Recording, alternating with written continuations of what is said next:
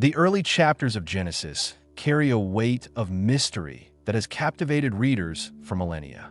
Among the many enigmas woven into the sacred narrative, the brief yet striking mention of the Nephilim in Genesis 6 stands out. The Nephilim were on the earth in those days, and also afterward, when the sons of God went to the daughters of humans and had children by them. They were the heroes of old, men of renown. Genesis 6 verse 4. A single verse, yet it opens a window into questions that are as ancient as they are profound. Who were these beings? Were they literal giants, fallen angels, or symbolic representations of moral corruption? And why does their story matter for understanding the world before the flood? To explore these questions, we begin with the text itself, noting its literary and historical context.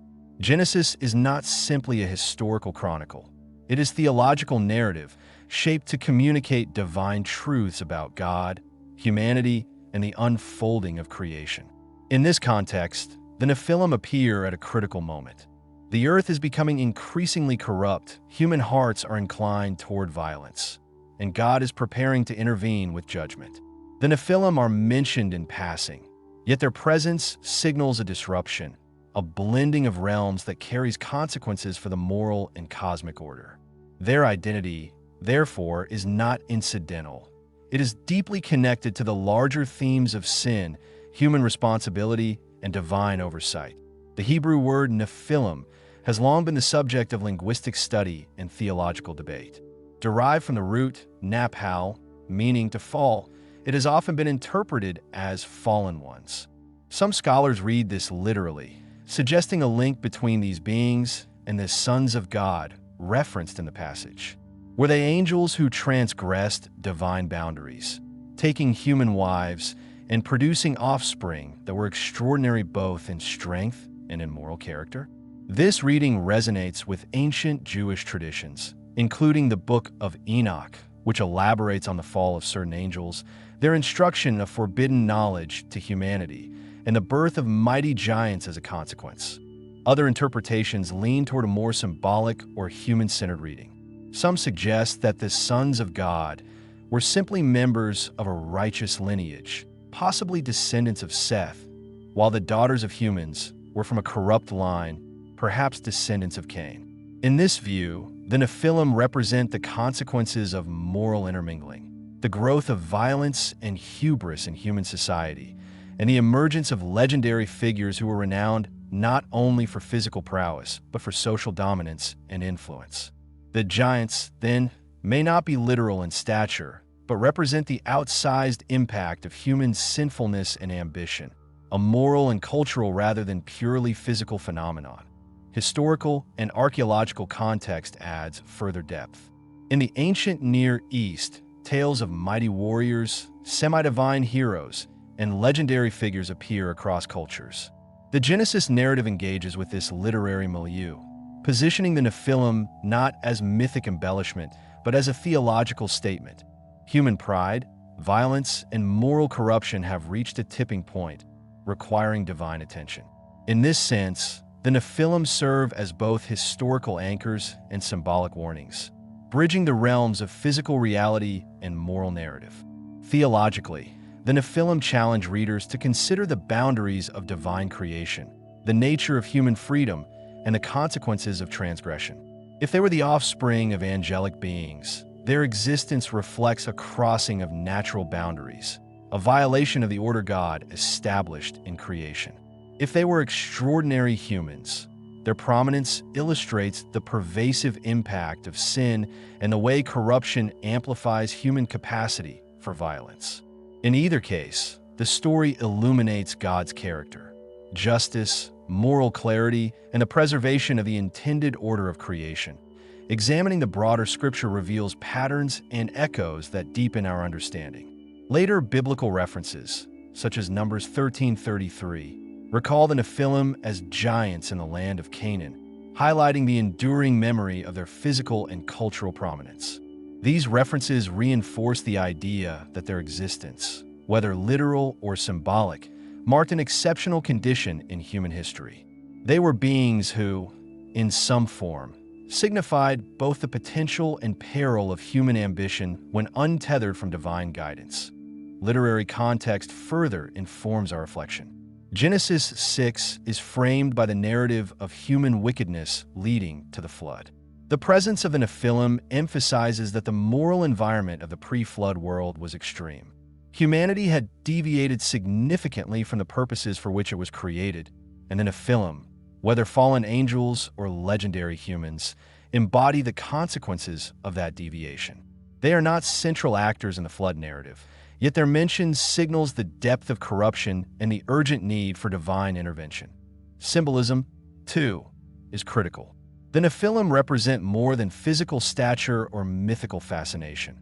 They symbolize the amplification of sin, the intertwining of spiritual rebellion and human ambition, and the dangers inherent in crossing boundaries that God has established. Their story calls the reader to reflect on the moral and spiritual order of creation, the responsibilities of humanity, and the vigilance required to maintain alignment with divine intention. Alternative views are worth considering, always investigatively.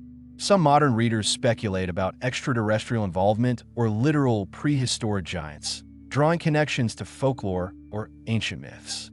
While such theories capture the imagination, careful engagement with scripture, historical context, and theological tradition keeps the inquiry grounded.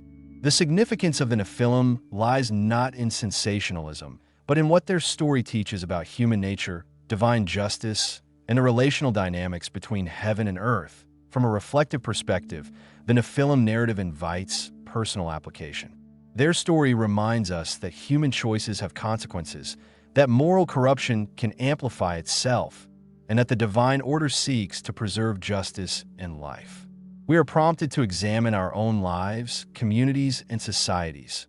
How do ambition, pride, or disregard for ethical boundaries manifest in our world today? In what ways do we encounter modern Nephilim, figurative giants of influence whose actions shape the moral environment around us? The passage also underscores God's measured response. Despite the extraordinary nature of the Nephilim, the pre-flood judgment is not arbitrary but purposeful. The flood represents both consequence and covenantal reset, a demonstration of God's commitment to preserve the integrity of creation while providing opportunity for renewal. The Nephilim, in this sense, are markers of a world on the brink, a narrative device that heightens awareness of the gravity of human and cosmic transgression, that Scripture's subtlety demands patient, reflective reading. The Nephilim are mentioned briefly, yet their impact resonates throughout the narrative. Attention to their description, the context of their emergence, and the interplay with divine oversight opens a window into pre-flood society, the dynamics of sin, and the way Scripture communicates profound truths through concise storytelling. They are both historical and symbolic, literal and metaphorical, a mystery that encourages curiosity, contemplation, and as we meditate on Genesis 6. We are invited to consider the continuity of divine purpose. The Nephilim, despite their enigmatic identity, reveal enduring truths. Human choices matter. The boundaries set by God are intentional, and the interplay between the spiritual and physical realms shapes the trajectory of human history. Their story bridges the cosmic and the moral, reminding us that Scripture communicates across multiple dimensions simultaneously: historical, theological, and ethical. The narrative invites us into spiritual reflection. Just as the Nephilim stood as extraordinary figures in their time, we're called to recognize the influence of our actions, words, and choices in shaping the moral and spiritual landscape around us. Their story is a mirror, reflecting both human potential and human vulnerability, the interplay of power and responsibility, and the ever-present call to align with divine will that in examining the Nephilim, we also encounter the mystery of God's justice and mercy. The pre-flood world was teeming with complexity, yet divine intervention was measured, deliberate, and redemptive. Through these enigmatic beings, Scripture reveals the consequences of disobedience, the significance of moral vigilance, and the possibility of renewal. The Nephilim serve as a lens through which we glimpse both the perils of hubris and the promise of God's enduring oversight. This is Bible Scope, your place to find light, find truth, and find purpose. If this journey speaks to your heart, like the video and subscribe to walk through Scripture with us. As we've walked through this passage, what reflections arise regarding the boundaries we encounter in life, the moral giants in our own world, and the ways we respond to them? How might the story of the Nephilim shape your awareness of responsibility, justice, and moral integrity today? If this exploration helped you grow, like the video and subscribe. Your journey through the pages is just beginning.